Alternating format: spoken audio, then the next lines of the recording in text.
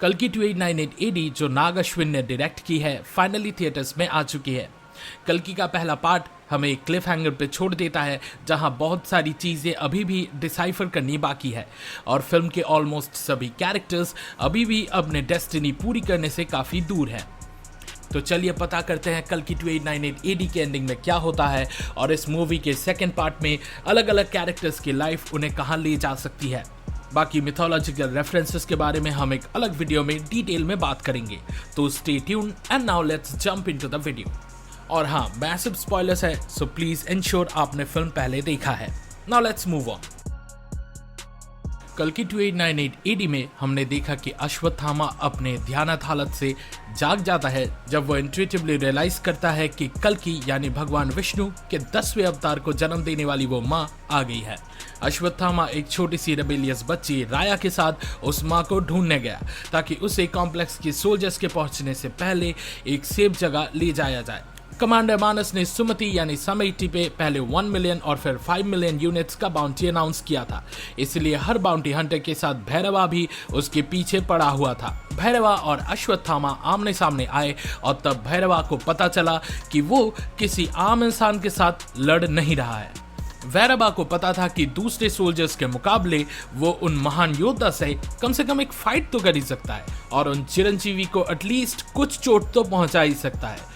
फिर भी अश्वत्थामा उसे हरा के सुमति को शंभाला ले गया और मरियम और वहां के दूसरे लोग बहुत खुश थे जब उन्होंने सुना कि सदियों की प्रोफेसी सच हो गई है। प्रकृति भी इस चीज को सच साबित करते हुए बरस पड़ती है और उनके मन का डाउट चला जाता है। दूसरी तरफ सुमति को बिल्कुल पता नहीं था कि क्या हो रहा है। पूरी जिंदगी वो कॉम्प्लेक्स में रही थी और उसे कॉम्प्लेक्स के बाहर के ह्यूमैनिटी और कल्चर्स के बारे में कुछ पता नहीं था। उसने कभी लव, केयर या रिस्पेक्ट का मतलब नहीं जाना और उसे पता नहीं था कि वो 6000 साल पुरानी इस प्रोफेसी में क्रूशियल रोल प्ले करने वाली थी। कॉम्प्लेक्स के फोर्सेस और भैरवा बुज्जी के साथ शंभाला में रहने वाले अपने प्रिजनर को उल्लू बना के वकांडाइश प्रोटेक्टिव लेयर को तोड़कर उस देव जन्मभूमि में घुस आया। कमांडर मानस अपने सुपीरियरिटी कॉम्प्लेक्स के चलते सोच रहा था कि सुमति को पकड़ना और इन शंभाला के लोगों को हराना उसके लिए बाएं हाथ का खेल होगा, पर उसे पता नहीं था कि वो किसके साथ लड़ रहा था। फिल्म के एंडिंग में एक बड़ा खुलासा होता है जब भैरवा अश्वत्थामा की लंबी छड़ी को उठा लेता है। अश्वत्थामा ने राया को बताया था कि वो एक मैजिकल और पावरफुल वेपन थी जो उसके दोस्त कुंती के ज्येष्ठ पुत्र डेमिगॉड कर्ण की थी। कर्ण के मौत के बाद उस छड़ी ने अपनी पावर्स खो दी थी, पर जैसे ही भैरवा ने उसे हाथ में लिया उसके पावर्स अनलॉक हो गए और अश्वत्थामा को पता चल गया कि वो कर्ण का रीइंकार्नेशन है। कमांडर मानस और उसके लोग मारे गए, पर भैरवा अपने ट्रांस से निकलते ही सुमति को ले भागा, पर अश्वत्थामा वहां खड़ा था और उसे रोक नहीं पाया। अश्वत्थामा अपनी डेस्टिनी पूरी नहीं कर पाया, पर मुझे लगता है कि वो इतनी जल्दी हार नहीं मानने वाला और वो भैरवा और बुज्जी का कॉम्प्लेक्स तक पीछा करेगा। मुझे नहीं लगता कि भैरवा को पता था कि वो कौन है या उसके पास किस तरह की पावर्स है। जब सुमति को पता चला कि वो 150 दिन से प्रेग्नेंट थी, उसके साथ कुछ अजीब हुआ। लिली जो कॉम्प्लेक्स के अंदर शंभाला की एक स्पाई थी, उसने वहां से भागने में सुमति की मदद की और तभी बिजली चमकी जैसे स्वर्ग से मानो देवताओं ने सिग्नल दिया कि टेबल्स टर्न होने वाले हैं। उसी वक्त कल्कि 2898 एडी में भैरवा ने महसूस किया कि उसके अंदर कुछ बदल सा गया है। उसने एग्जैक्टली नहीं जाना कि क्या हुआ, पर उसे पता था कि कुछ बड़ा होने वाला है। उस वक्त एक बूढ़ा आदमी भैरवा के पास खड़ा होकर चिल्लाया कि भगवान काशी के पवित्र शहर में वापस आ गया है।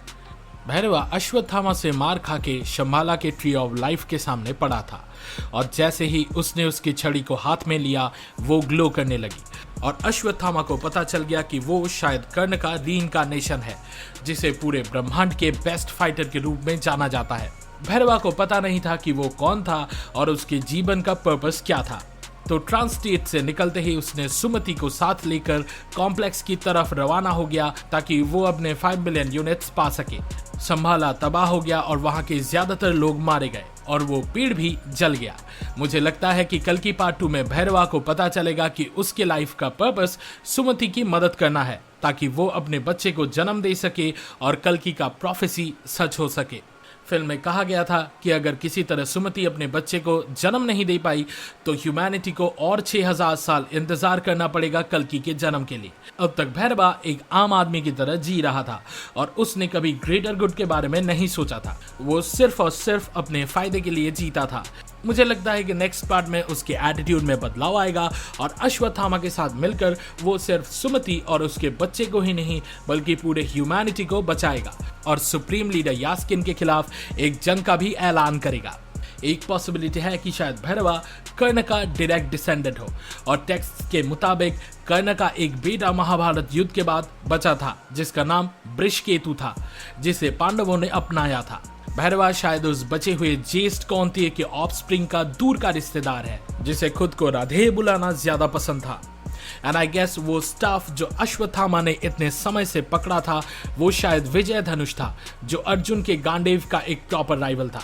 विजय धनुष डिवाइन आर्किटेक्ट विश्वकर्मा ने भगवान शिव जी के लिए बनाया था ताकि वो राक्षसों की नगरी त्रिपुरा को तबाह कर सके। शिव जी ने विजय का उपयोग करके पशुपतास्त्र को लॉन्च किया और त्रिपुरा को खत्म कर दिया।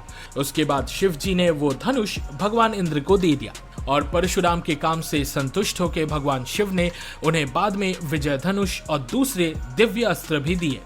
परशुराम ने विजय का उपयोग 21 बार किया था जब क्षत्रिय ओप्रेसिव और सिंफुल हो गए थे।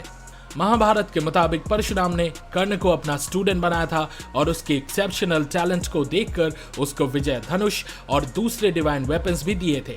पर उस धनुष को पाने के बाद भी कर्ण ने उसका इस्तेमाल नहीं किया, बस अपने स्किल्स और वैलर पे भरोसा किया, क्योंकि उससे प्रैक्टिस के दौरान उन्होंने एक ब्राह्मण की गाय को मार दिया था जिसके लिए वो बेहद शर्मिंदा थे। कर्ण ने विजय धनुष का प्रयोग सिर्फ कुरुक्षेत्र युद्ध के 17वें दिन अर्जुन के खिलाफ किया था, क्योंकि वो उन दोनों के लिए मौत तक की लड़ाई थी। कृष्ण ने अर्जुन को कहा था कि जब तक कर्ण विजय धनुष पकड़े हुए है वो इनविंसिबल है। जब कर्ण का रथ का पहिया कीचड़ में फंस गया और उसने धनुष को छोड़कर पहिया निकालने गया, कृष्ण के एडवाइस से अर्जुन ने उस पल का इस्तेमाल किया और अंजलि का अस्त्र से उसे मार दिया। कर्ण अपनी लड़ाई इसलिए नहीं हारा क्योंकि वो अर्जुन से इंफीरियर फाइटर था, जैसा कि वासुदेव कृष्ण भी इस फिल्म में मेंशन करते हैं, बल्कि इसलिए हारे थे क्योंकि परशुराम ने उन्हें श्राप दिया था कि वो एक क्रूशियल मोमेंट में अपनी अस्त्र विद्या को भूल जाएंगे और इसी तरह वो लड़ाई हार गए। कहा जाता है कि अपनी आखिरी सांस लेने से पहले कर्ण ने विजय धनुष शिव जी को वापस लौटा दिया था, पर नाग अश्विन के यूनिवर्स में ऐसा लगता है कि कर्ण ने अपना धनुष अश्वत्थामा को दिया था, जो खुद शिव जी का महाभक्त था। पर क्योंकि इसे एक्सप्लिसिटली नहीं दिखाया गया तो एक और थियोरी हो सकती है कि परशुराम ने कर्ण की मौत के बाद उनका धनुष ले लिया और being another Chiranjeevi like Ashwatthama, उन्होंने अपने दूसरे स्टूडेंट द्रोणाचार्य के बेटे को यह अस्त्र दिया होगा, या शायद महादेव शिव जी ने खुद ही इस डिस्ट्रक्टिव वेपन को अपने भक्त को अपकमिंग एपिक बैटल के लिए दिया था। हमें इसके बारे में बाकी डिटेल्स शायद इस फ्रेंचाइजी के सेकंड पार्ट में जानने को मिलेगा। कल्कि 2898 एडी में हमने देखा कि सुप्रीम लीडर यास्किन ने कुछ औरतों को अपनी कैप्टिविटी में रखा था, जिन्हें कुछ केमिकल इंजेक्ट करके उनके कोख से एक सीरम एक्सट्रैक्ट किया जाता था जो उसकी लाइफ स्पैन बढ़ाता था। यास्किन की हड्डियां कमजोर थी और वो एक तरह के लाइफ सपोर्ट सिस्टम पर जी रहा था, पर फिल्म के एंड में कुछ ऐसा हुआ जिससे फिल्म का पावर डायनामिक्स कंप्लीटली बदल गया। सुमति के कॉम्प्लेक्स से भागने से पहले साइंटिस्ट ने उसके कोख से एक ड्रॉप सीरम एक्सट्रैक्ट कर लिया था। ये प्रॉबेबली एक क्लेवर टेक है बहुत दिनों से चली आ रही एक स्पेकुलेटिव न्यूज का कि शायद एंटी एजिंग क्रीम में अबॉर्टेड बच्चों के फीटल टिश्यूज यूज होते हैं। एनीवे, यास्किन ने उस एक ड्रॉप को अपने अंदर इंजेक्ट किया और उसने एक फिजिकल ट्रांसफॉर्मेशन विटनेस किया जो इससे पहले उसने कभी नहीं देखा था। एक कमजोर बूढ़े आदमी से उसके मसल्स पंप्ड अप हो गए और उसने काउंसलर वाणी से कहा कि वो सुमति को खुद कॉम्प्लेक्स वापस ले आएगा। यास्किन ने फिर डिवाइन बाव गांडीव को उठाया जो कभी अर्जुन ने महाभारत में वील्ड किया था। फिल्म में अब तक कोई भी उस धनुष को टच नहीं कर पाया था, पर यास्किन ने उसे उठाया और बैटल के लिए तैयार हो गया। कल्कि 2898 एडी के पार्ट 2 में हम डेफिनेटली एक एपिक शोडाउन देखेंगे यास्किन, भैरवा और अश्वत्थामा के बीच। यास्किन इवेंचुअली रियलाइज करेगा कि वो सुमति को कैसे अपने फायदे के लिए यूज कर सकता है, क्योंकि उसने उस एक ड्रॉप सीरम का इफेक्ट देखा था। आई गेस यास्किन अपनी पूरी कोशिश करेगा कि सुमति का बच्चा पैदा ना हो, क्योंकि अगर ऐसा होता है तो उसका राज खत्म हो जाएगा। उसके कंट्रोल में सब नेचुरल रिसोर्सेज जैसे पानी और क्लियर हवा थी और उसके मोनोपोलाइजेशन की वजह से ह्यूमैनिटी सफर कर रही थी। तो आई गेस मैनकाइंड का सफरिंग तब खत्म होगा जब सुमति कल्कि अवतार को जन्म देगी। और कल्कि के पार्ट 2 में भैरवा का स्टांस बदलने में और उसका अपने इंटरेस्ट से ऊपर उठकर ग्रेटर पिक्चर देखने में कितना टाइम लगेगा, ये बहुत कुछ डिटरमाइन करेगा। अश्वत्थामा एक वन मैन आर्मी था, पर उसे भी यास्किन के अगेंस्ट अपकमिंग बैटल जीतने के लिए लोग चाहिए। मैं ये इसलिए कह रहा हूँ क्योंकि यास्किन के पास भी सुपरनैचुरल पावर्स है, क्योंकि वो इकलौता था जो अर्जुन का गांडीव उठा पाया। हो सकता है कुछ देवता या डेमिगॉड्स या फिर कुछ राक्षस भी उसके साइड होंगे, और अगर ऐसा है तो उसके राइवल्स के लिए उसे हराना एक अपहिल टास्क होगा। आई गेस सुप्रीम यास्किन सच में ही कल्कि के आर्च नेमेसिस कली है। शुरुआत में जब लॉर्ड ब्रह्मा यूनिवर्स को क्रिएट कर रहे थे, तब कली के एंसेस्टर्स अधर्म और मिथ्या भी सुप्रीम क्रिएटर के पीठ से पैदा हुए थे, और गांडीव प्रजापति ब्रह्मा ने ही फोर्ज किया था। जब यास्किन ने कल्कि के एक्सट्रैक्शन का ड्रॉपलेट अपने शरीर में एडमिनिस्टर किया तो उसका कमजोर शरीर रिजुविनेट हो गया। तो कली जो बिना किसी फॉर्म का एक डीमन था, उसके पास अपना शरीर आ गया और लॉर्ड ब्रह्मा द्वारा क्रिएट होने की वजह से वो गांडीव को छूने लायक हो गया।